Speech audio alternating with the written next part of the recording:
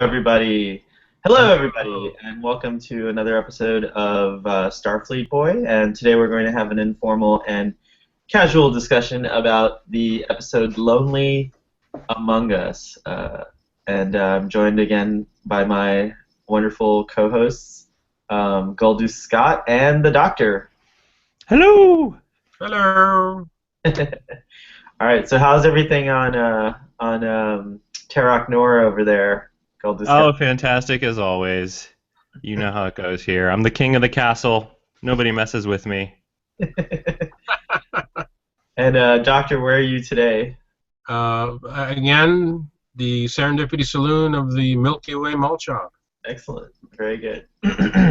we have to talk about the malt shop offline, Goldus Scott. I think I told you a little bit about it, but there's some. You did? Well, you should tell our audience about it, so maybe they want to check it out. Well, okay, fine. Really quickly, this is a plug for Go for it. the Milky Way Malt Shop. Emma will be very happy. What's that? Emma will be very happy. Yeah, she will be very happy. I am a co-proprietor in a venture that has now been going on for over 20 years called the Milky Way Malt Shop. And if you go to our go ahead, show it, Doctor. Say something.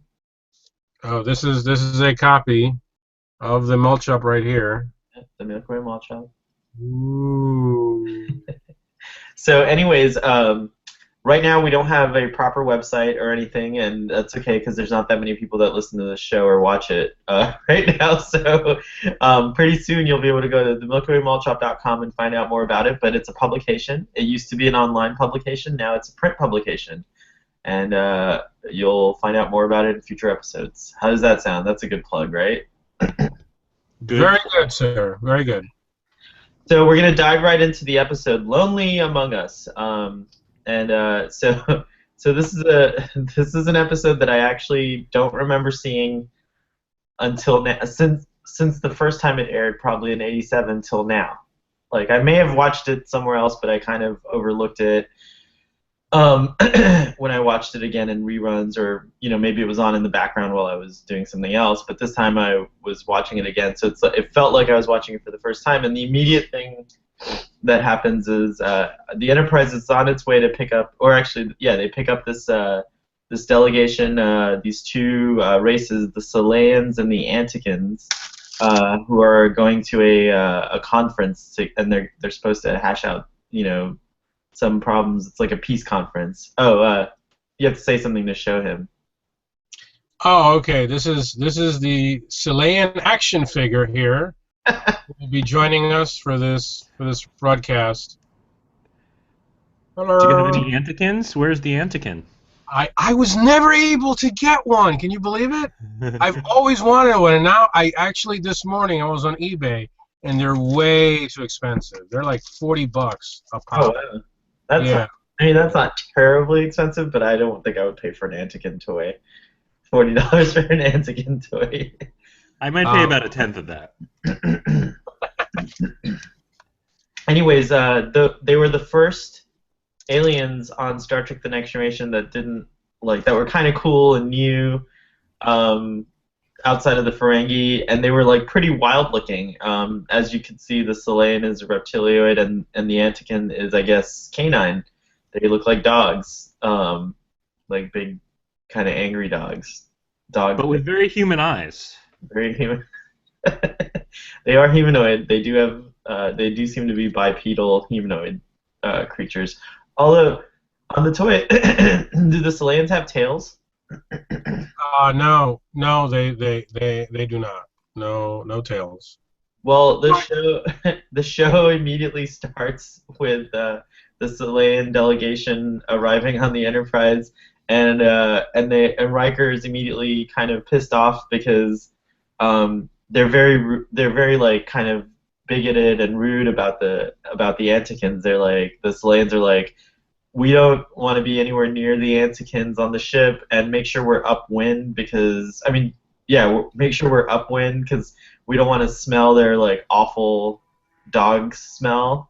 And like, it's pretty bad, and Riker is not dealing well with it. He's pretty annoyed. So is Captain Picard in that opening kind of sequence. And then Tasha's a little sympathetic. She's kind of like lightening up the mood. And I would say that this whole episode has a lighter mood than most episodes. It's kind of like it's filled with a bunch of gags, although there is something serious going on as well, which we'll get into. But anyways, well, I would say it's easier to watch the episode if you think of it as a comedy. I would say it's not easy to watch this episode, no matter how you think of it. Oh. Wow, I feel a little differently about it, but Really? I felt like this might be the worst one we've seen so far. It's between this and the Lutan episode, in my opinion. But we found it's really close. I was trying to think of this morning. I was trying to honestly think of, is this worse than the Lutan episode, and weighing the two of them in my mind. I'm not sure. They're close to each other. Oh wow. Well, you guys feel differently, I guess. I'm kind of surprised, but I'm curious to hear about it. I do. I looked at it with a different light than I think when I was younger. I took this episode way too seriously, and I didn't realize how funny this episode actually was. It's filled with gags, or I don't know. It was funny to me. Maybe it's not funny to everyone. But I guess the show starts off. Maybe it's a little confusing because the show does start off pretty serious. You have these warring delegates staying. So you meet the Selayans, you meet the Anticans, and it's kind of like the same thing on the Antican side. They're like, we hate the Selayans, and there's an interesting scene later on where Riker is called in because Tasha refuses to give the Anticans their live food. The Anticans kill and eat, animals in much the same way that we do today. And it's funny because Riker in that scene says something to the extent of well, we no longer enslave animals for food consumption. And he's like, what do you mean? I've seen you eating stuff that looks like flesh. And he's like, what you've seen is replicated matter that tastes tastes just like flesh. And so basically, what Star Trek: The Next Generation is saying in that scene is that veganism wins out, and humans all become vegans in the future. Wait, is that what that's saying, or just saying that everything is replicated in a? Well, but you're a vegan. The whole philosophy behind veganism is that you don't enslave animals for food, right? And so that's what people do. I agree with the doctor, though. I think it's saying is that it doesn't make sense to carry a bunch of livestock on a spaceship. And right. If you have the technology to just replicate it, then that's what you're going to do. Oh, well, but Riker says humans no longer enslave. That's the word he uses. Oh. Enslave animals for food consumption. He actually uses the word enslave. And it insults the Antican. He's like, barbaric, blah, or whatever. And he goes off and he slaughters his livestock. So I thought that was kind of interesting. I may be going a little too far by saying veganism wins out at the end of the day. Because I'm pretty sure they eat meat at Cisco's father's restaurant in New Orleans. Oh, good call. Great gumbo there, and there's meat in gumbo. Yeah, it's replicated meat. You're absolutely right. Oh, yeah. It's replicated, though. That's what I'm trying to say. It's not... Well, no, I think his... If I'm not mistaken, I think his father believed in real ingredients, and there's a deleted this whole thing of cow.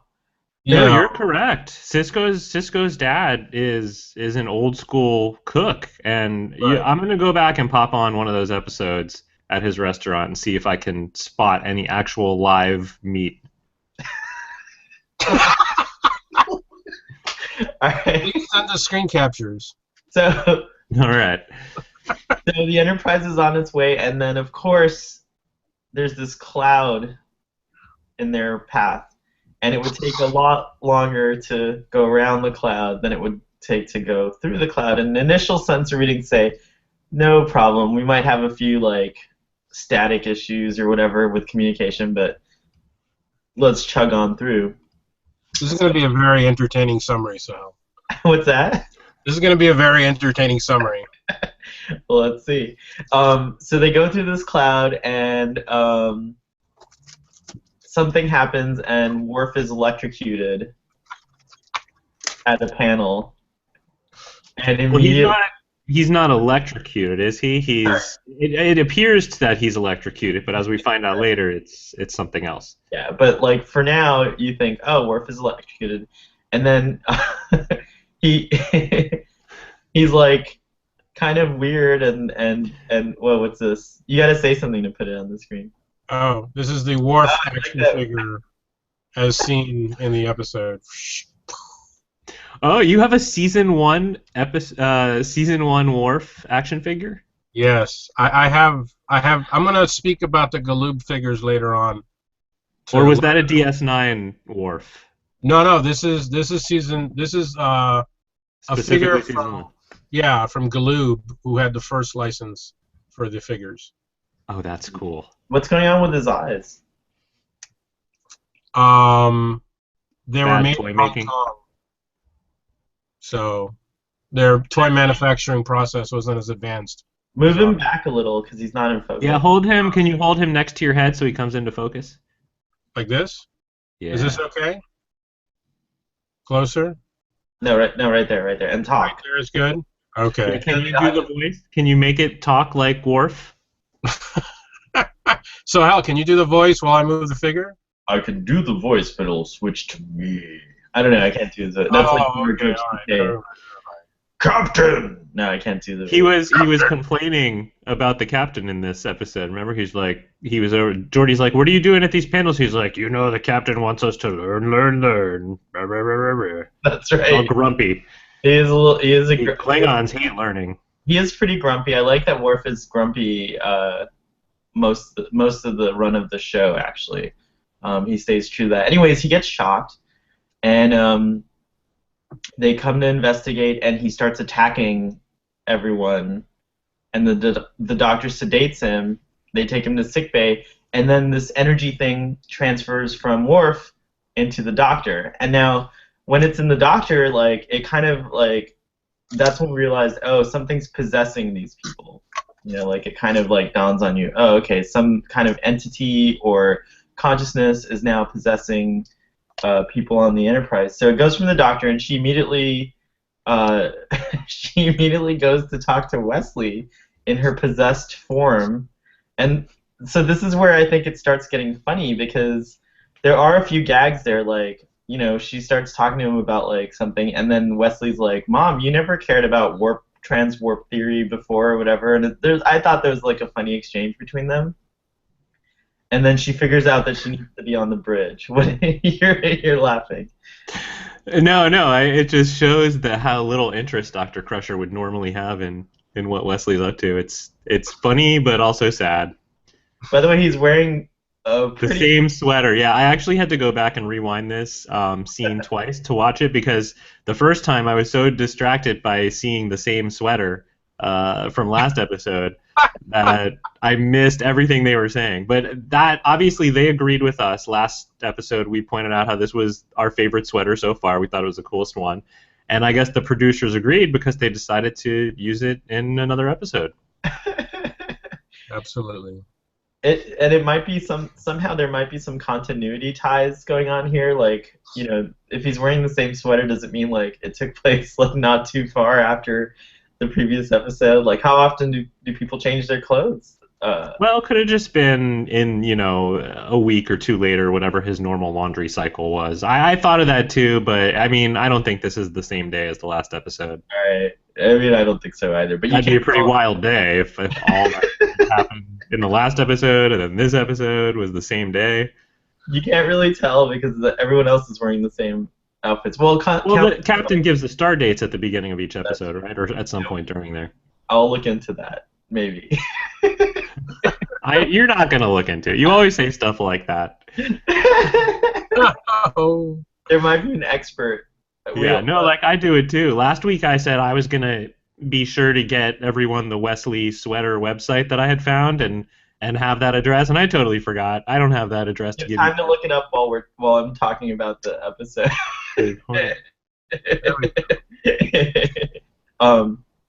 So anyways, there's like a little bit of comedy between Wesley and Dr. Crusher, and then she heads up to the bridge, And there's an interesting exchange where Captain Picard kind of is suspicious of her. He's like, why do you need to run medical scans from the bridge? And she kind of gives this, like, not so great reason, and she's about to go to a control panel, and what does Captain Picard do? He puts her next to Data, because he knows Data is going to be nosy and see what she's up to. It's like, is that the reason? That's totally the reason why. So she's on the control panel, and sure enough, and I believe again, to me it felt a little funny, like, comedic undertone there. Data kind of, he's working on his station. He kind of like looks over and he's like, "Oh, what are you doing?" And then he says something about it, and then the doctor, I don't know how Data doesn't know. Oh, and then he kind of like, she doesn't answer him, so he brushes it off and he goes back to his work. And then all of a sudden there's like a surge of electricity or this energy being transfers out of the doctor and now goes into the ship's computer, and Data doesn't seem to notice. Like, so, that was kind of a weird thing. But anyways, the entity goes into the ship's computer, and all of a sudden, ship's functions start to act weird, like things are happening, like there's all kinds of malfunctions. Anyways, I think it's one of the coolest life forms the Enterprise has encountered, because it's like, so far up to this point, because it is an interesting disembodied life form. Like, it doesn't have, it got Purpose. well, so anyways, it lives in this cloud. Anyways, finally, after a lot of like theories that they're throwing around, I think Riker suggests that there might be a saboteur. They're wondering if the Selayans or the Anticans are responsible for the ship's problems. They're looking into it, and then suddenly the captain now becomes possessed by the entity. And wait, you're forgetting something. What's that? Picard starts talking about Sherlock Holmes. Oh, that's right. Oh, of course. Data suddenly becomes Jeremy Brett or something. No, I'm sorry. No, he's Basil Rathbone because he's got the pipe. Yeah. We'll continue with your summary. No, you're right. Actually, so they're like. This is the beginning, though, of the Data Sherlock Holmes obsession. In that conference where they're talking about saboteurs, they do consult Data, and then somehow two things actually get brought up in this. One is Captain Picard's love of private eye investigative. That's true. Stories set up for the following episodes. Yeah. Yeah. So they talk. He talks about how he likes to read novels about private investigators, and then they come up with Riker says, "Wouldn't it be great if we had fiction's greatest detective, Sherlock Holmes, at our disposal to help solve this mystery?" And that you see Data become inspired by it, like, and then he chooses to start emulating Sherlock Holmes, and so that is true. This episode does set up those two character things, and I don't think we actually the first holodeck episode with Sherlock Holmes doesn't take place till season 2. It's the one with Dr. Elementary, My Dear Data. Yeah, exactly. But this is kind of a seed, if you will, for both Dixon Hill and Sherlock Holmes. By the way, it's Wesley's Technicolored Sweaters.tumblr.com. Tumblr. Yeah. Wesley's Technicolor. Tumblr has no E, by the way. I don't understand why, but just to let everybody know, no E in Tumblr. Wesley's Technicolored Sweaters.tumblr.com. That's a mouthful. That's quite. It really is. It's hard to say. Can we include a link on the YouTube video? I'll try. Yeah, I think that's a good idea. Yeah. Somebody smarter than me will have to do that. Oh, I have to, I'll do it. I'll take it. A quick another aside from the episode. I have to throw out a quick birthday greeting to a friend of the show and say happy birthday, John. All right, that's it. Happy birthday, John. Happy birthday, John. Excellent. That's good. You got a birthday wish from the crew of Starfleet, boy. Let's see, where am I? Oh yeah, so so the entity now possesses Picard, and all of a sudden it's like it found it found its guy. Like you could see Picard's just like actually this is great acting I think on Patrick Stewart's part because he kind of like becomes weird and alien and now actually he like Captain Picard's already kind of like a jerk sometimes and like very stern, right? But now he's like a total asshole. Like he's just very like he's very dictator like after this, and it's because this entity is basically trying to get back to its home, which is the cloud, is what we start to learn. So he backtracks on the course. Counselor Troy and Commander Riker both raise their concerns, and now this like whole other story starts happening. Oh, meanwhile, by the way, the Selayans and the Anticans are trying to kill each other. There's like stuff going on there. They're still trying to investigate what's going on, and they now consult Dr. Crusher, and they're like convinced that, as you had said last week, Goldust got through the help of Counselor Troy. They're convinced that the captain is indeed possessed by something. Yeah, once again, Counselor Troy coming through big and talking about, what everyone else can see is already obvious. Well, no. You notice, like, the only time she uses her powers to confirm things is when it's already obvious to everyone. Like, yeah, Captain Picard, he's normally a dick, but like you said, Starfleet boy, now he's acting like an asshole, not just a dick, an asshole. And so clearly something's wrong. Thank you, Troy, for coming in 10 minutes after the fact. Well, she also does the hypnosis. She also does the hypnosis on Dr. Oh, that's right, yeah. Oh, yes, she is the official ship hypnotist, right? In addition to being the counselor. It makes sense. So, like, where the hell did that come from? She's a ship hypnotist now, and doesn't she use a little box or something? Yeah, she has like she has like I'm sure Spock could have just like done some kind of Vulcan thing. If she's using like a little box and. Guys, Counselor Troy has a degree in psychology and psychiatry. Like she's like she's probably a PhD level in the. Oh, come on. No, for real. Like no, I think Starfleet boy, you're right. I think she is whatever equivalent there is of a PhD. Yeah. She's half Beta Z. Like, she's half cheating in those courses anyways, right? She's not using she's not cheating, she's using her abilities. That's why she's on the ship. She's like there to feel. She's got to feel the vibe, like what's the vibe. My previous comment stands, Troy is utterly useless. But continue with your summary, so. Yeah, well, I don't think she's cheating though. She can read emotions, but she can't read minds. So she still had to answer questions on exams and things like that.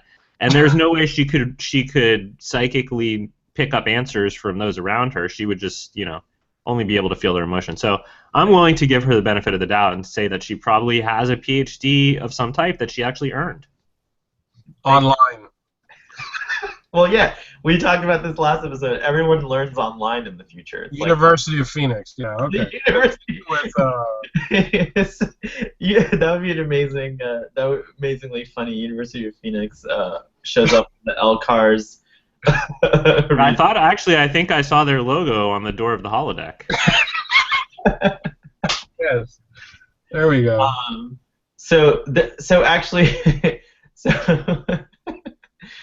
they figure it out. They start figuring it out, and so they decide to approach the captain about it and confront him. And at first, he's just kind of like trying not to reveal what's going on. But when they start relieving him of his duty, he just like Emperor Palpatine's the crew with force lightning. Palpatine. Well, that's what it looks like, right? Like he's just that's exactly what he does. He totally Emperor Palpatine's them with force lightning, and then while they're stuck in this, he goes down to the transport room and beams himself out into outer space, and then we seem to lose the captain completely. Like so, there's this like conundrum. By the way, I just want to mention, I didn't even go into this. We have another chief engineer who is incompetent. Oh my God! How did we not get to? Well, he's not a chief engineer. He's actually assistant chief engineer. Assistant chief engineer. Oh, sorry. The assistant engineer Singh, right? who gets killed by the entity. I forgot that part. He actually. So does that mean that the guy, the grumpy bearded guy from last episode who was chief engineer, I forget his name, is he still? Are we to believe he's still chief engineer and we just don't see him in this episode? I guess that's the case. And then we see Chief O'Brien in this episode doing security detail on this. Oh well. This is a very notable episode for Deep Space Nine fans because we get the second appearance of Chief O'Brien. He was in the pilot. He was in Encounter at Farpoint. He's one of the helmsmen. And I think they don't even name him yet at this point, right? They didn't say... I don't remember. No, I don't think he's even been named yet, but this is his second appearance in the show, the actor. And it's also the first appearance of the actor who would go on to play Gul Dukat. Yes. In Deep Space Nine. He had no lines and he was uncredited, but Mark Alemo did play one of the Anticans. Very nice. That was a fact I was going to share with you, Sohail, earlier today. That was the Deep Space Nine moment. That's very good, Goldie Scott and the Doctor. Before I'm sorry. But just to bring it back to the plot really quick though, because before we move on to the part where Picard teleports into the cloud or whatever, there were like maybe 3 or 4 minutes of this episode where it actually started to get good and I kind of was into it, and it's the scene where they challenge Captain Picard and you think that they're going to basically mutiny or throw him in the loony bin or something. And that scene was pretty tense. Like the acting was good, there was some tension there, you actually felt nervous about what might happen, but then it quickly gets ridiculous again. Well, and there's a really great, going back to that scene before he transports out, there's a great moment where the entity, the possessed Captain Picard, reveals basically what happened. He paints the story. He's like, imagine you're just happy-go-lucky, and then all of a sudden you get scooped, like you get ripped out of your home, and now you're inside of these, like, other people, like so the entity is describing to the crew that maybe that it did get kind of like ripped, but it does seem like it becomes this kind of angry, not necessarily maybe nefarious entity, but it claims now that Captain Picard and this entity. Oh, that's actually a great scene also where the Doctor confronts Captain Picard in his ready room. That's the scene I'm talking about. Right. So she says, "Who are you? Are you in there?" And then that's when the entity reveals itself. But then there's a scene where on the bridge where the entity is telling, through Picard, telling the story of how it like came to be, and then it's like, and then I merged with the computer, and that's when it seems like this entity was rather passive, but when it went as it went through these various people, it gained part of their consciousness somehow. And then when it went into the computer, it gained like all this crazy knowledge about, whatever, about Starfleet, about the Federation, about everything it could learn through the computer. And now that it was in Picard, it decided, oh, well, I can just merge with this being, take control of it is really what's happening. And then it's trying to convince the crew that Picard wants to go with it. Like, it's trying to convince the crew that Picard, in fact, can now explore the universe in a way that he couldn't do aboard the Enterprise. But the crew's not buying it. And when the crew doesn't buy it, that's when the entity Emperor Palpatine's the crew and holds them in this, like, electric shock. And then he goes into the transporter and beams himself out there. So then there's this, like, moment where they're wondering, I guess we've lost Captain Picard. They're doing scans, they're searching for him, and but funny enough, somehow disembodied Captain Picard's consciousness manages to find its way back to the ship and reveal itself in the form of a P for Picard on Geordi's control panel at Ops. And so when they realize this, Data, who I think he does this in a Holmesian fashion, Data says, "Follow me, everyone," and we all go down to the transporter, and they use the pattern buffer of Captain Picard that's in the pattern buffer, the last known pattern of him, to regenerate him. Essentially, it's actually like the Ninth Doctor episode Hellbent, where he keeps the doctor. Well, anyways. Okay, One yes, reason is yes. confession dial, but that's But another. we're seeing it. I guess we're seeing it from the other side. Whereas in that episode, we saw it with the Doctor trapped inside. We were in his point of view. Right. Here, we're seeing it from the outside. I guess. Right. I guess so. So disembodied Picard's consciousness rejoins with his body, and there's this blank out period. Which, oh, by the way, that's like a symptom that you've been possessed. So if you've ever been possessed, people, you'll know because you blank out completely. Yeah. Oh, yeah. And there's this really annoying scene where Dr. Crusher has Worf come in, and she's like, "We're still trying to figure out how you got that memory loss or whatever." And Worf's reply is, "Well, I still don't remember having it." It's like, yeah, no kidding, shithead. That's the point. It's such a weird line. The card's back, and then the episode ends. And so I think, for all the tone of the episode, even though it has these serious moments, it is kind of lighthearted. It's not a very serious episode. Is it like one of the best episodes? No, certainly not. So we're six. This is episode 6, right? Yeah. Where would you rank it then among the 6 we've seen? Oh, it would definitely be 6.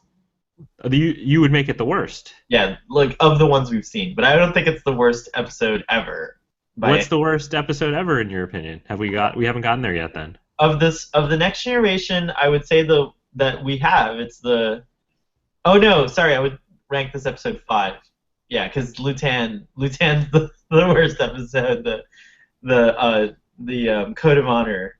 Yeah, I think I'm with you. Those two are very, very close for me. This episode and the Lutan episode. Doctor. No, I commend you for not cracking up throughout the entire summary of this wacky episode. I mean, this episode was absolutely insane. I don't know how they even filmed this. That's what I'm saying. They were laughing the whole time. I'm sure that if we find behind, or crying and thinking this show is going nowhere. It'd be interesting to see what the crew commentary. I think one of you guys or both of you have the commentary, right? Like the versions. There is no commentary on my Blu-ray, but I do have a quote here from Wesley. But I'll let the Doctor finish his summary of his feelings on the episode. You go first. You go first. Okay. Well. I hear what Wesley says. Okay. Wesley. At the time, Wesley apparently has a little bit of a beef with DC Fontana, who wrote this episode. Really? Yes, and apparently, according to Wesley, or excuse me, Will Wheaton, who is welcome to come on the show and discuss this with us. I'd love to get his take and ask him some follow-up questions. But he criticized her writing, and he claims that around the time of the writing of this episode, she appeared on a panel at a convention where she was discussing how to solve the Wesley problem. And wow. And so Will Wheaton's quote was, "Maybe instead of sitting on this panel and trashing me, DC Fontana could have written intelligent dialogue for me and helped solve the Wesley problem herself." That's pretty cool. Yeah. But yeah, he's got a beef with her, and he doesn't like this episode either. There are things in the episode that do support Will Wheaton's quote. Like there's the one scene. It's I didn't mention it in the summary, but there's this one scene where he comes back to his mom to follow up on the discussion earlier that they had, and this is like when kind of we start realizing, oh, when you're possessed by this entity, you don't remember afterwards. And it's actually kind of mean. Again, he's like, "Hey mom, like remember that thing I was telling you about?" She's like, "Honestly, Wesley, I have no memory of ever talking to you about it." He's like, "What do you mean you don't remember?"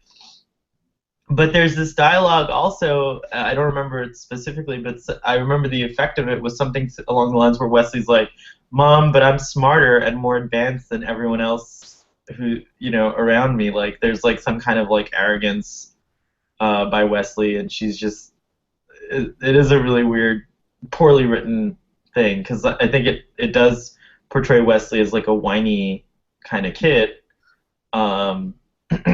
Isn't it Wesley who finds the connection with like that? There's an energy spike of some kind, and he mentions it to Troy and Crusher, and they're like, oh, and then they run off.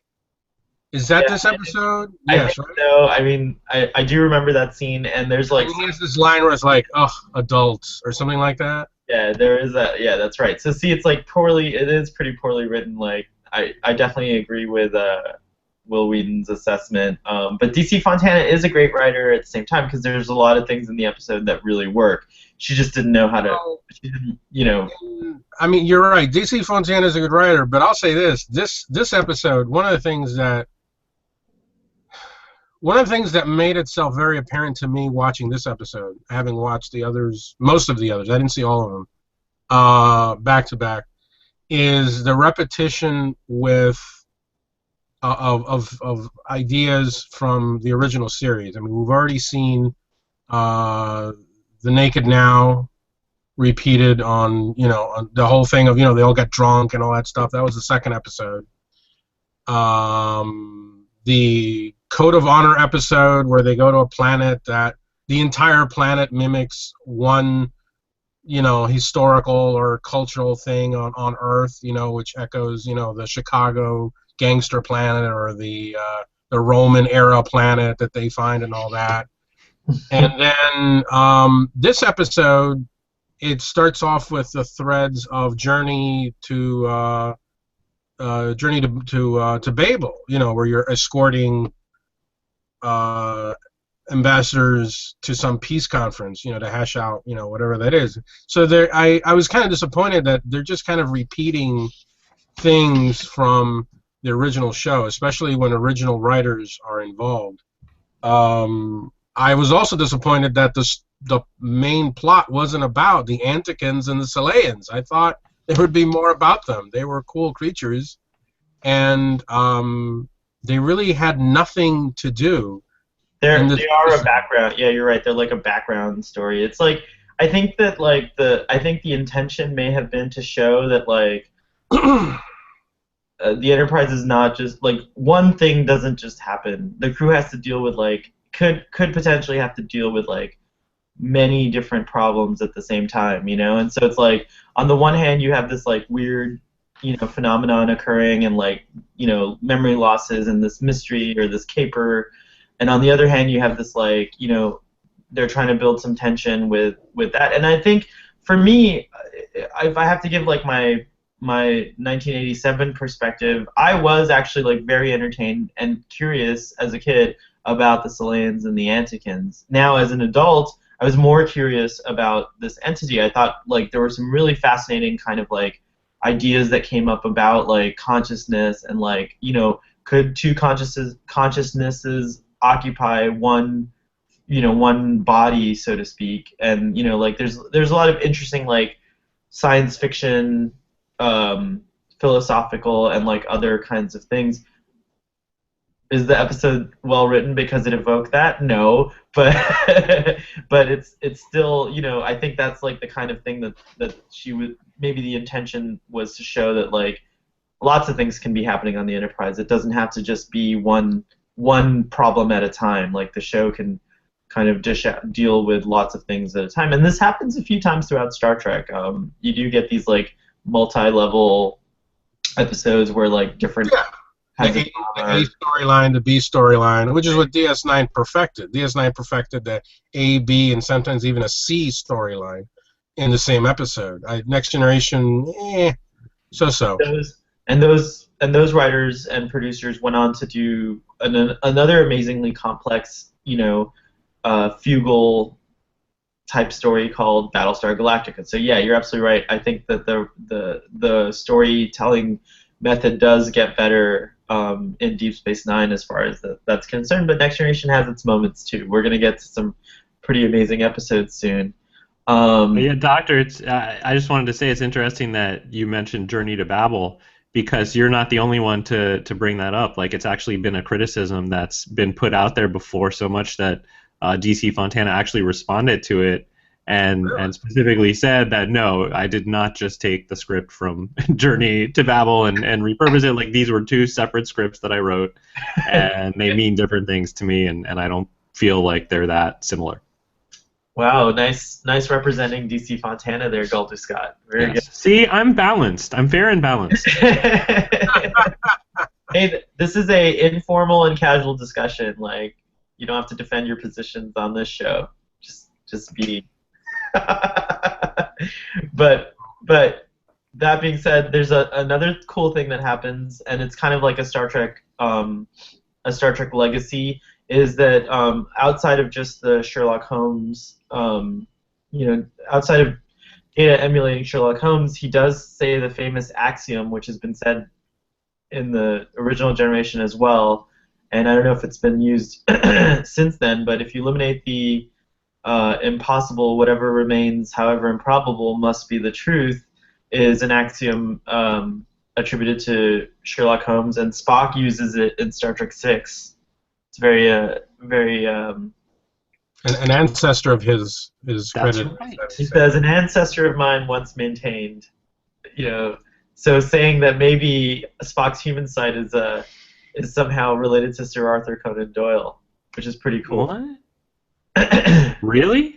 Yeah, he says in Star Trek VI, he says they're trying to figure out what's going on, and he says, with the murder mystery and all that, I remember that. But so is this actual canon that people think Spock's lineage goes back to Sir Arthur Conan Doyle?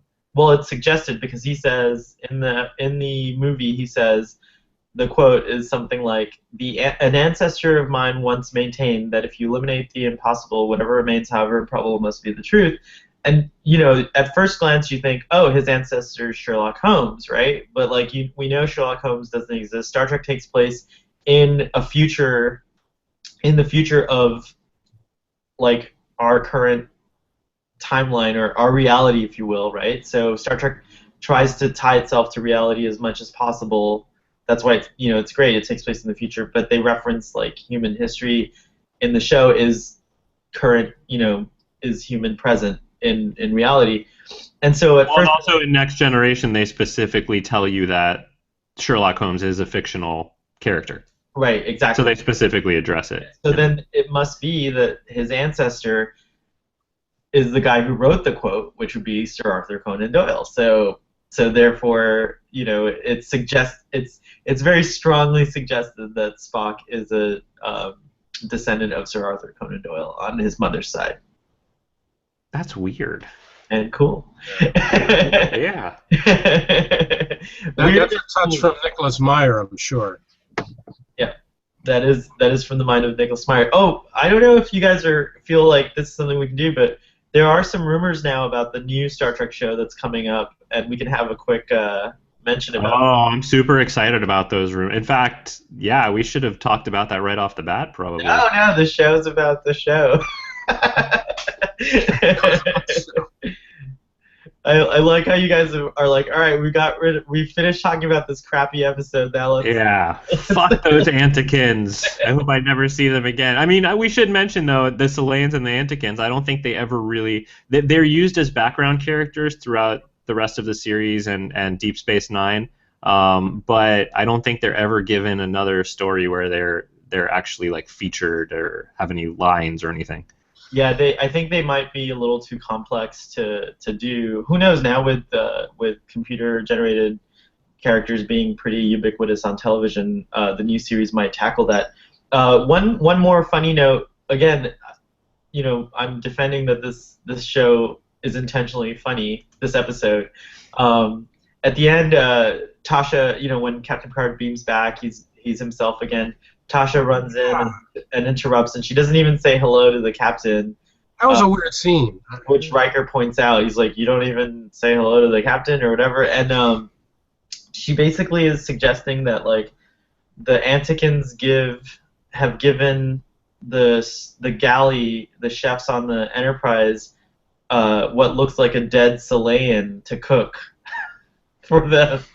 So, while everything's been going on, it seems that the Anticans flayed a Selayan, and are now gonna have it for they Selayed Selayan and are gonna have it for dinner. And in this is kind of funny because you would think Picard's gonna handle it, but he's like, Riker, you take care of this. I'm gonna go and have a rest. And then you're left with this kind of like wah wah wah moment where like Riker kind of almost looks right into the camera and he's like, well, I guess I have to go take care of this, right? Like, so I don't know. Oh God. You're right. I think there was definite comedic intentions there with that. I like that because the original series actually had a lot of comedy, especially at the end. Yeah, lighthearted moments. Like there would be that moment that occurred often on the bridge where Kirk, Picard, that would be great. Kirk, Spock, and McCoy are having some kind of exchange, and it usually ended in like a joke at the expense of Spock.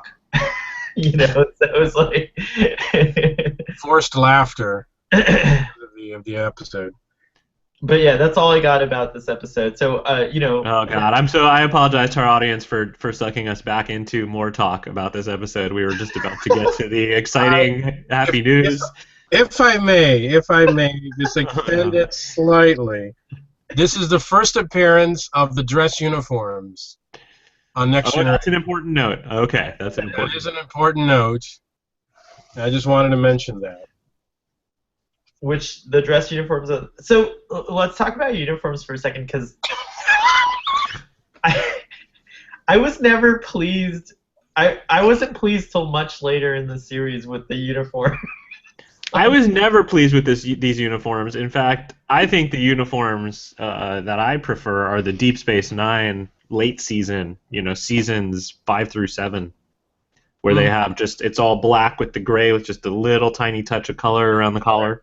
Well, that is the uniform that they adopt even in starting in First Contact. Yes. Because it's awesome. Because it's the awesomest uniform. It's a good uniform. Now, I wonder, Star Trek Voyager, they never got a uniform update, did they? Like, what's that? No, they did. They did. What's that? Is that the fan film? Yeah. That Paramount is suing over? I thought we were only speaking about real Star Trek on this show. Oh no. There are lots of people who think Star Trek Voyager is a great show. But none of them I know people who that's their show. Like I know plenty of people where Voyager is their favorite. Yeah, I admittedly have to give Voyager and Enterprise another shot. I did not pay attention to those shows when they first aired. I have a limited experience, like a limited participational experience. They were on in the backgrounds mostly, but I will eventually give those shows another shot. To me, not to ruin any surprises for you, but yes, at some point Voyager does get they get close enough where they're able to get a transmission to or from the Federation, and they send them uniform updates for their replicator computers. And so they're able to now have the same uniforms as... Are you serious? Yes, yeah, I think it's in like season 5. I'm ashamed that I know it, but I know it, How do you and it happens. Uniform update? Hey, I don't understand that. Think about it for a second. Like, you're thinking in terms of how we create, but like 3D printing, that's what a replicator is at its they sent an update to I think they specifically say that they sent an update to our replicators so we could, But that's a priority? These people are trapped like halfway across the galaxy. They're like, oh wait, we gotta send them the correct uniforms before they come back. I mean, what? Come on. I'm sure in the context... That's the least of that show's problems. I'm sure in the context of that. So we'll get to Voyager eventually. Never. I hope not. So, I guess, like, to me, I guess we're going to start talking about this. So there's a Star Trek series that's going to start in 2017. CBS is producing it. It's going to be the flagship series in a subscription service right now the number being thrown around is like $5 a month, a subscription service so that you can watch Star Trek on your on this digital subscription service, so on your laptop or your TV through a Google Chromecast or through an Apple TV or something like that. Which is kind of interesting because Star Trek has done this a couple of times. Actually, going back to Voyager, Star Trek used TNG launched on syndication. Yeah, well, Paramount used Star Trek Voyager to launch UPN, the United Paramount Network, or whatever it was called. Yeah.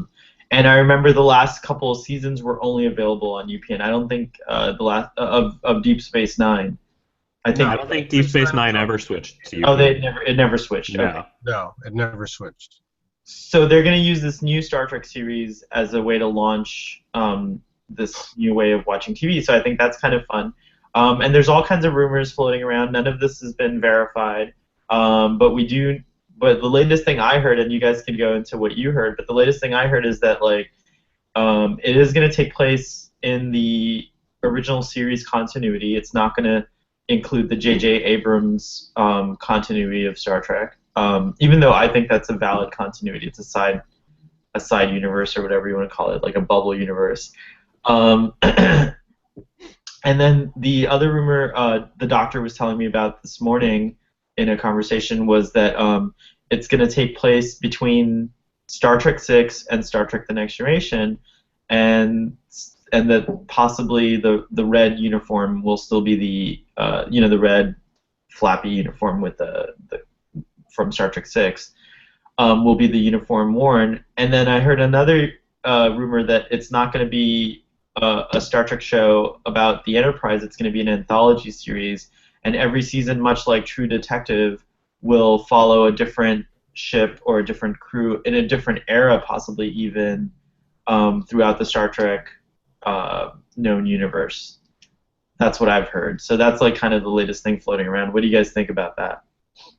I love it, and I feel like it's like validation. Like if this is true, that they are going back away from the new movie universe, which I'm not a fan of. I'm a fan of the original show universe, and I was worried that we might never get to go back to that. And the whole anthology series thing, I think, is awesome because that means that we could finally get, maybe they'll go hire Scott Bakula for a season, and we'll get season 5 of Enterprise, or maybe we'll check in on what happened to some of the characters years after Deep Space Nine ended, or there's endless possibilities now.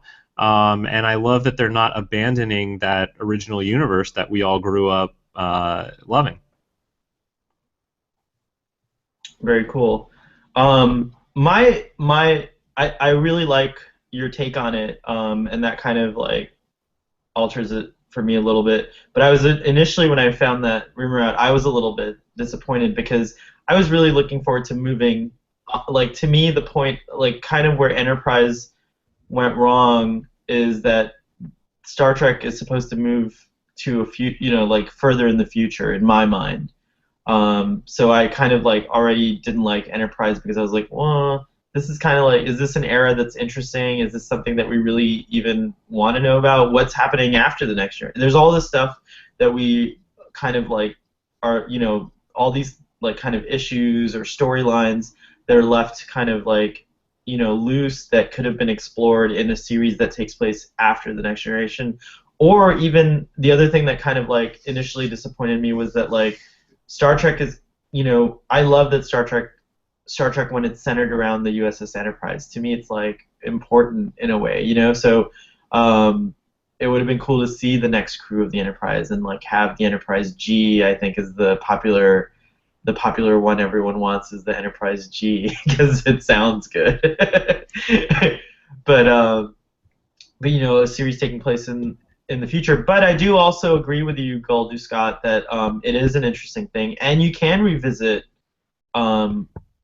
stories like DS9 or Enterprise or the Next Generation, like maybe Riker on the Titan, maybe Dr. Crusher does actually end up on the Pasteur, and we could follow the Pasteur for a couple of episodes or a whole season. Oh, I'd like the Titan show. That would be cool. And a lot of people were really excited because Angela Bassett express interest in wanting to captain a starship, but maybe not for like 7 years. So now you can get like these big celebrities to do one season of this new It's so show. smart. What if they did a whole season of Kelsey Grammer captaining the Bozeman? I'd watch that show. I'd watch the shit out of that show. Are you kidding me? Frasier from Star Trek? I forgot about the Bozeman and the time loop Oh my episode. gosh. I had forgotten about that too. That's funny. Where did you hear about the anthology aspect of it? Where did you read about that?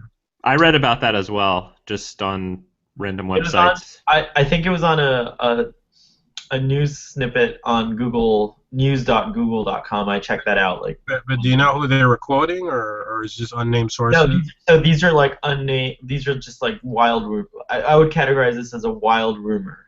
Okay, because I mean the only thing when I hear anthology, I hear more expensive. Because obviously, if you, I mean, let's if you decide to say, well, we're gonna set this show on whatever Enterprise G, let's say, whatever money you invest in the sets and the costumes and everything, that first initial season will be expensive, but as you go on, obviously you're going to save money because you have standing sets, et cetera, et cetera. If you do an anthology show, then in theory you would be running a high price tag every season because you would want to differentiate each season, and so you'd have different ship or a space station or an outpost or I don't know, the shipyards or something. That might be an interesting show, building a ship. So I don't know why I don't, when I hear that, I don't, I mean, if that's what it is, but I don't buy it when I heard that. And then the idea also that that it might be set in between Star Trek VI and Next Generation, which is what I read this morning. But again, they're not quoting anybody. They're not quoting any of the people who are associated with the show. Yeah, we understand. These are wild. Right. I don't know if that's just wishful thinking because Nicholas Meyer's involved. But I agree with you, Sohel, in that I like Star Trek to be always moving forward. I think that's really the impetus of that's what Star Trek is. I think that's what Gene Roddenberry always wanted. And when he created Next Generation, I mean, when they said, look, let's create another Star Trek, they could have done it.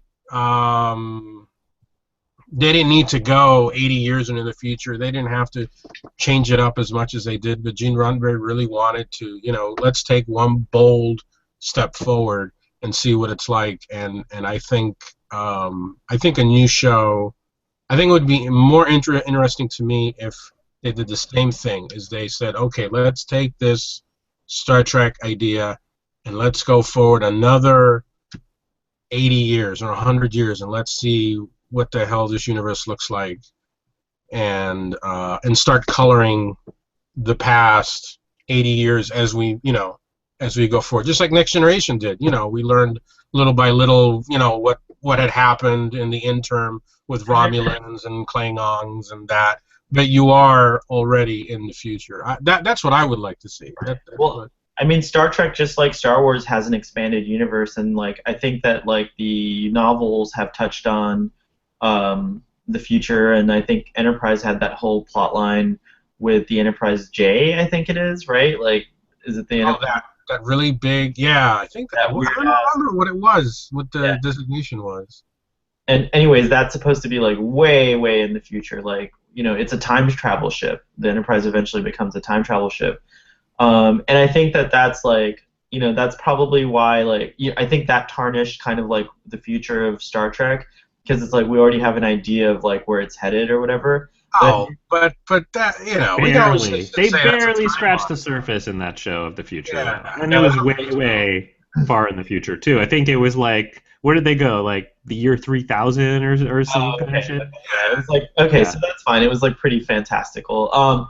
But I think I do think it'd be neat to see a new Enterprise, a new captain of the Enterprise, I wouldn't mind if it's Angela Bassett. Actually, I think that'd be great. Like, the first, it's awesome that Voyager got a captain that is a woman, but I think it would be great if the Star Trek, the USS Enterprise, was captained by a woman, because historically, I think that's not the case. No, the Enterprise C was captained by a woman. The C was Oh yeah, that's true. Yeah. I forgot about the Enterprise C. And All right. technically, Dr. Crusher did command the Enterprise D on a few occasions.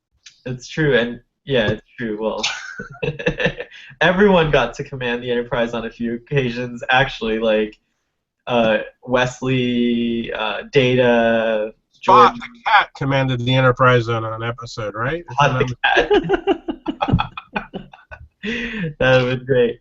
But yeah, although as exciting as it would be to go into a future timeline, to just go leap forward 80 years or whatever, and get a new ship, a new Enterprise, new crew, all that stuff. I do also think that the way that you described it, Galdu Scott, the anthology series might be interesting. And as far as budget is concerned, I mean, like, I have no idea what the budgeting for the Star Trek show is, but I see a lot of really innovative and well done things happening on Sci-Fi Channel with some of their series with CG and sets that can be quickly put together. And I'm pretty sure that Sci-Fi Channel doesn't give their shows a huge budget, so I can only imagine that it's easier today to do an anthology series than it would have been like in 1987 or in the early, or in the late 1987 or in the late 90s or whatever. So I think that, who knows, they might be able to pull it off. I think it might be great.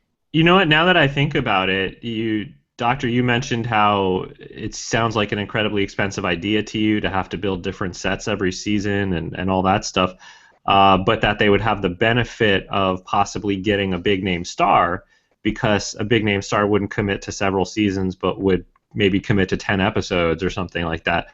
I wonder if that's the exact reason they're doing it that way. If this is true, if it turns out it is an anthology, I wonder if the thinking behind setting it up that way is specifically, hey, we could get really big stars to do this every year, like True Detective. And there are some huge stars out there who are, devoted Star Trek fans, Mm-hmm. but their schedules wouldn't permit them to do it for long term. So I'm starting to think that might be the route they're taking. That would be awesome if it's true. That's a good point. That's a good point. I agree. I agree. It's true. That might be their thinking. I mean, the other great thing about an anthology series is that, like, maybe the people writing Star Trek are just as, like, they're kind of weary or don't know how to, like, write a show that's going to take place in the future necessarily for, like, and like have a long-term plan, like, for 7 years. And this way, if a season doesn't work,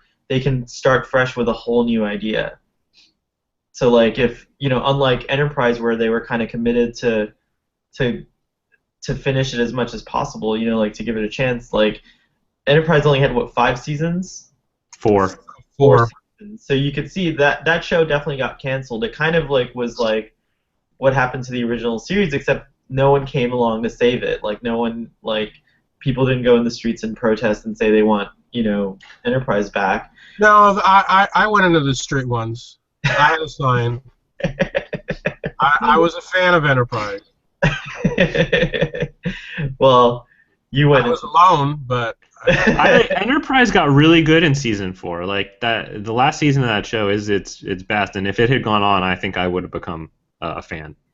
And yeah, and in defense of Enterprise, I think, Enterprise is a good show, but I agree that the problem, I mean, it's almost like the idea of Enterprise would be perfect now for an anthology show, but I think there was already Star Trek fatigue after Voyager, because I mean, it was a crappy show. I don't care what anybody says. It was a crappy show. The first season of Enterprise was a little bumpy, but it did get better. It got a lot better. And even in its first season, it was 10 times better than Voyager ever was in 7. But I it was agree with that. late at that point. It was too late. People were already bored.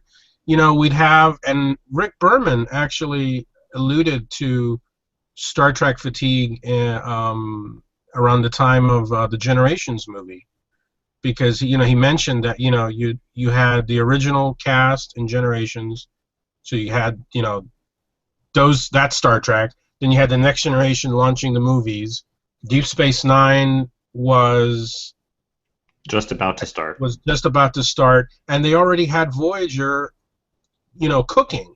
So there's a quote from that exact time, Berman saying, "I Or, I'm think sorry, DS9 had started. Yeah, right, DS9 had started started, before Generations. correct, and Voyager was already cooking." So he saw like all generations of Star Trek, at Right. once, and he was like, "This is going to overload people." And I think by the time Enterprise came along, we were past the overload. I think now is the time for the show. I think people are ready for it. I think we've been too long without a show. The movies are. I enjoyed the first movie. The second movie was eh. You're talking about the new Star Trek movies. Right, the J.J. Abrams Star Treks. But Star Trek, I think, at the end of the day, should be on television. I think that's where it really breathes. I think that's where it really belongs. That's where people really connect to it. I think it would be very hard to connect to Star Trek if it just continues as just feature films. I agree with that. And I think that the other thing about Enterprise, really quickly, when you were talking about that, Star Trek: The Next Generation, Deep Space Nine, and Voyager have a common thread connecting them. Deep Space Nine is, the Enterprise visits DS9. There's almost like a handoff occurring. Yeah. Voyager starts out in Deep Space Nine, right?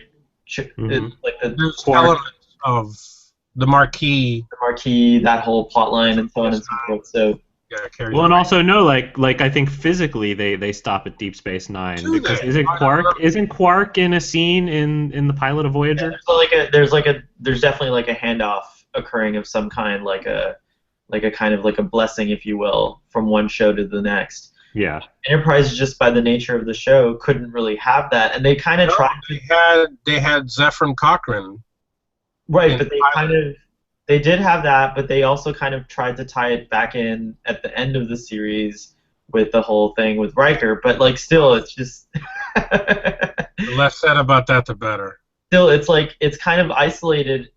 What I don't like about setting a show in the past necessarily, unless it's again not in any of the main kind of knowledge base, but Enterprise was kind of bound by these things that we know are going to happen. It couldn't really go too far outside of those things, and they dealt with that in very clever ways, but it still limits a show. Whereas I think putting a show into either an anthology format where you're not necessarily bound by any kind of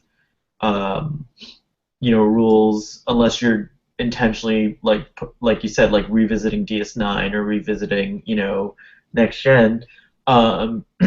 Or a show set in the future would have also similar zero limitations, because it's totally unknown to us. We're not going to know anything that's happening in this future, and that's kind of why the Next Generation, I think, was so appealing. It was we're discovering what's happened to the universe since we've been gone, since it's been off the air. So yeah, good topics. Can I return to the actual episode for just a moment? Oh no! I'm sorry. I need to know what you guys thought about Data and his whole Sherlock Holmes thing. I mean, okay, is that ridiculous or what?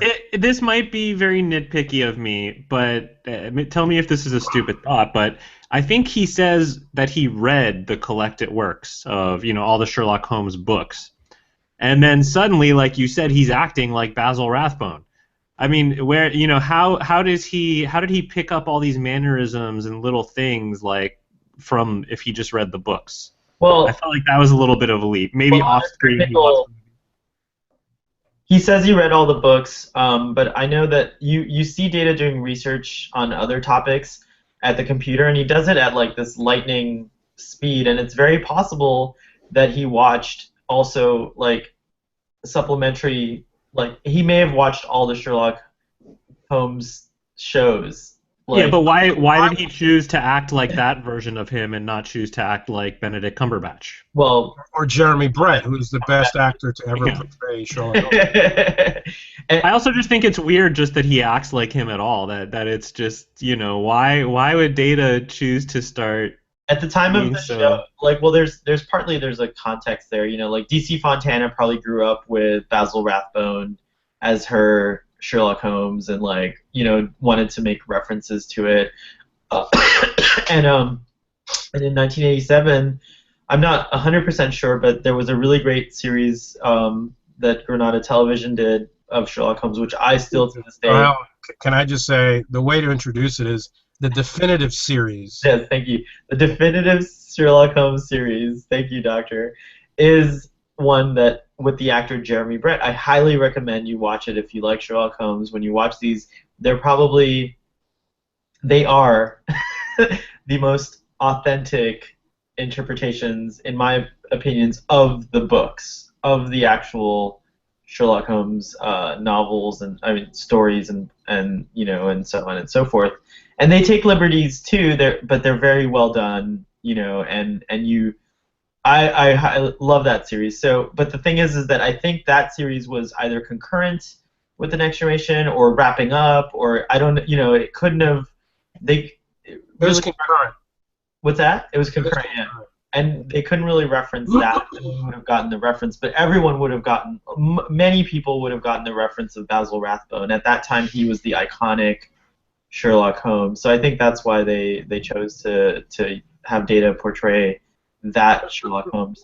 And to answer your question, my opinion is that I actually kind of I thought it was charming. Like, I think it's very cool. Data is, by all means, like a Sherlock Holmes type character. Like, he is this logician in a sense, because Data is not bound by emotions. He doesn't have emotions. Even though he's seeking them, he doesn't have them. So he's able to look at problems in a very logical way, which is funny, because Spock is the one that quotes the Holmes quote, the axiom in Star Trek VI, and he also plays that role, if you will, an emotion, not driven by emotions, solving problems with logic. And that's what Sherlock Holmes is all about. It's about Sherlock Holmes refers to himself as a logician, a practitioner of logic. And so Sherlock Holmes, in a way, is the archetype that Vulcans are based on, and that Data himself, as an android without feelings, can also embody. Is this kind of unbiased by emotion, logical being that can solve problems using logic. But in terms of the performance, Brent Spiner, he is wackier than. Data is wackier than the episode of normal, right?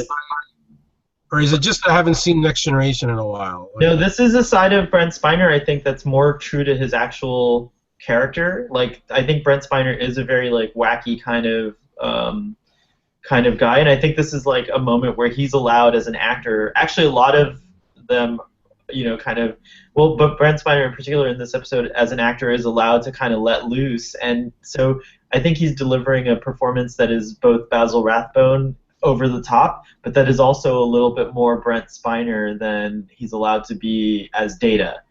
Because my memories is that Data's humor is a little, at least in later seasons, is a little more subtle, is a little more actually one of my favorite Data moments is, and it comes from Nemesis, is when Crusher is looking at B4 and she says to Data, "I think your eyes are bluer." And Data, without missing a beat, says, "Doctor, our eyes are identical," and just keeps on walking. And that's the kind of humor I like. Data, he doesn't make jokes intentionally. I think he's supposed to have trouble with humor, in fact. And he doesn't do impersonations. Right, but in this episode, he's outright, just doing this wacky Basil Rathbone impersonation, and I just really found it shocking. I was like, Yeah, his performance is great, and he's funny, and I totally buy it when in later years he's in the holodeck in an actual Sherlock Holmes mystery, acting like that. But to be acting like that in the middle of a crisis is a little bit weird and out of character. Would you agree? I mean, it is weird, but it also kind of plays that Captain Picard's leadership style he is forgiving of this kind of thing for some reason, until the very end, where he does say, "I'm glad you got rid of that goddamn pipe," like he says, "that damn pipe," or something like that. So there are moments when Data's overacting, where the crew kind of is kind of like, "What are you doing?" This is weird. But Captain Picard seems to allow it because I guess if you look at it from the perspective of he's trying to help Data find his humanity, I think he sees it as okay for Data to emulate these figures or characters that are important from that perspective, from learning about humanity. And you have to think of Data, I think, also as a child in many ways, because we do that. When we're children, we emulate Captain Kirk or Spock or whatever our favorite characters are. When we're younger, we role play as those characters, and so in a sense, we, even though Data is presented as a man, he's only 6 or 7 years old at the point where we meet him. He's not that old in terms of as his consciousness or the life form. So yeah, he's not he goes through Starfleet. No, because he went to Starfleet Academy for a long time. Maybe he's maybe he's 10 or 15 years old. You know what I mean? He's not he's not a 40-year-old life form. His experiences are limited, and he's learning about humanity. So the suggestion is that actually, someone look it up. How old is Data? That would be a really great. I don't know. Let me see if I can find it. But my point is all I'm saying is there's a time and place for playfulness, and that's the holodeck, not when you're on duty in the middle of a situation. That's it. That's all I'm saying. And it's just a weird writing choice, and also a little bit weird that Picard puts up with it.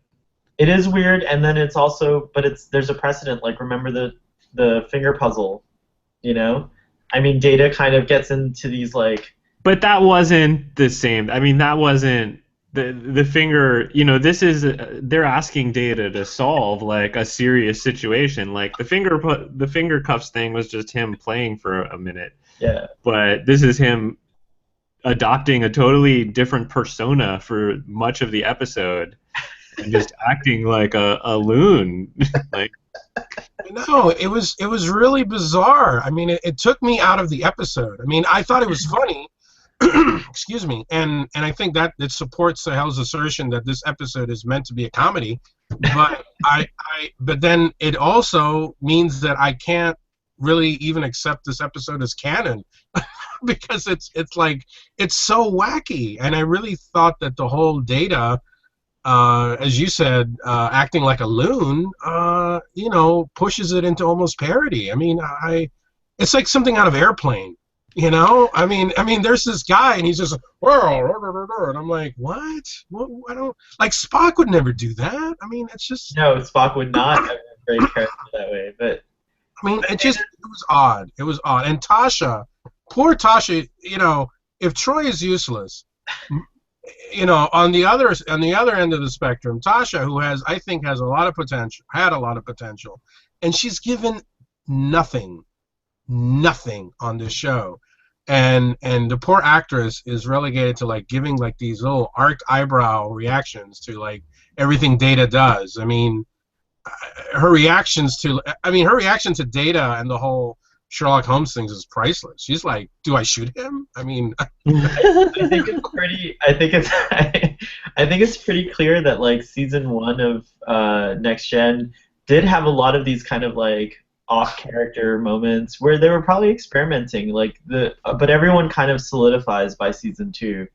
And I'm willing to forgive it. I'm willing to forgive it because overall the show delivered a great kind of story every week. most Yeah, of the time. I'm willing to forgive it because next week's episode is fantastic. It Oh, is a true classic. so the Doctor has already stated that he might opt out of next week's episode. Really? I don't know, man. Not a fan? Not a fan of that next one. Well, I have fond memories of it. It's probably been a good 10 to 15 years maybe since I've seen it, if not more. So we'll see if my memories are correct or not. But I remember this as being a fun one. It's I have a few memories of certain episodes from season 1 from my childhood, and it's the Naked Now was one of them, and this next episode is definitely one of them too. We spoke about this episode, I think, in our Naked Now discussion, where I said you're going to participate in all the sexy episodes. Oh yeah. And certainly this next episode. Get ready, everyone. It's about to get sexy in here. Next episode of Starfleet Boy, we're going to get sexy. So, great discussion, guys. I think that's all I've got. What about you guys? That's all I got. Doctor, I hope that you'll come on with us next week and get sexy with us. Give this one another shot. But I certainly understand if you have other things to do over there. I just want to show my action figure once again. Back him up and talk. Okay, here we go. This is the Selay action figure, and I want to point out they never made an action figure of the Selayans or the Anticans with the Playmate series of figures with Playmates who made Ninja Turtles. They picked up the license after Galoob. I think you're incorrect because I actually remember. Oh wait, you're saying they picked up the license after Galoob? Yes, they picked up the license after Galoob. So I think it was already like season 3 or season 4 when those figures came out. But I don't know why they never did. They never did their version of the Selayan or the Antican, and I don't know why. I'm not sure. Seems like a pretty huge missed opportunity for them. Yeah, well, yeah. I didn't like the later action figures because all of a sudden everyone had muscles.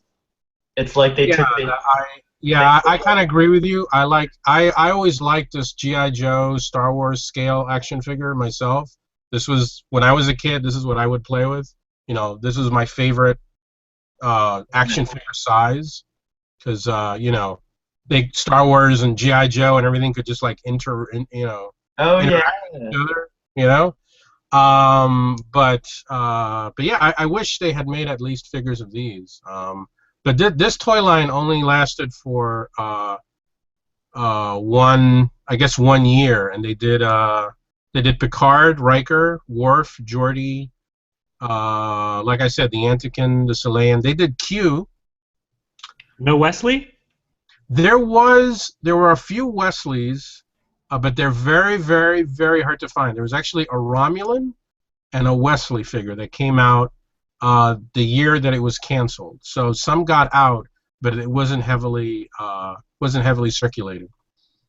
And it was Wesley not in a sweater. It was Wesley. Man. Right. We could have had different Wesleys, in different, Yeah, absolutely. There could be like 20 different Wesley figures in all his various outfits over the years. I'm sure someone will kickstart a toy line based on Wesley and his different sweaters one day. And we got the idea from Goldie Scott. A few quick housekeeping things before we sign off. I guess we should also say this in the beginning. There's no format, guys. It's not very organized. But if you've made it this far, I'd like to invite you to participate with us. Anyone out there is welcome to. This Google Hangouts is the only requirement that you need, and you're welcome to participate with our discussions of episodes. I'll put a little introduction on the YouTube channel, but the way the show works is typically the night before we watch the next episode, and then the next day we talk about it. So. Oh, am I supposed to watch it the night before? No, it's just you don't have to. There's no rule, but you have to at least watch it by the discussion, right? Are we supposed to watch the entire thing? Because I do fall asleep a lot before the end. I'm the only one that's beholden to any rules. I definitely watch them. I take notes because I feel as the host or the moderator of the discussion, I need to be on the ball. But everyone else, it's a very loose format, very casual, informal discussion. Nothing, no big deal. Yeah, and anyone else is invited to come on and participate with us, especially Will Wheaton. Especially Will. Will Wheaton, you are always invited. Well, I'm sure at some point he will. He's probably, like we were talking about how scheduling can be difficult for these celebrities. They're very busy people. But I would not be surprised if at some point we do hear from him and he pops in. That'll be a dream come true kind of day for Starfleet Boy. Can I just make a personal invitation to Gates McFadden to please? Oh. And I would like to issue a personal invitation to Mark Alemo. And I would like to issue a personal invitation to Marina Sirtis so that she can defend her character. I can't be on the episode. So that she can defend her character from the haters. Oh no, I won't be able to be on that one. I can't. You'll have to. You have to defend your position. Watch how quickly I instantly kiss these people's asses if they ever come on here. Like anything bad I had to say would go out the window. I think that Troy is the best. I love her. She's so deep and complex. I think they have tough skins. I think they've had worse to deal with than the three of us. So I think Marina Sirtis would be able to handle your critique of her character, and she might have some shared opinions. You never know. Actors don't always like the characters they play, so one never knows. So on that note, thank you for joining us for another episode. Live long and prosper. We'll see you next time. Wesley's Technicolored Sweaters.tumblr.com. Doctor trying to show us the Enterprise. Do it again. Bye.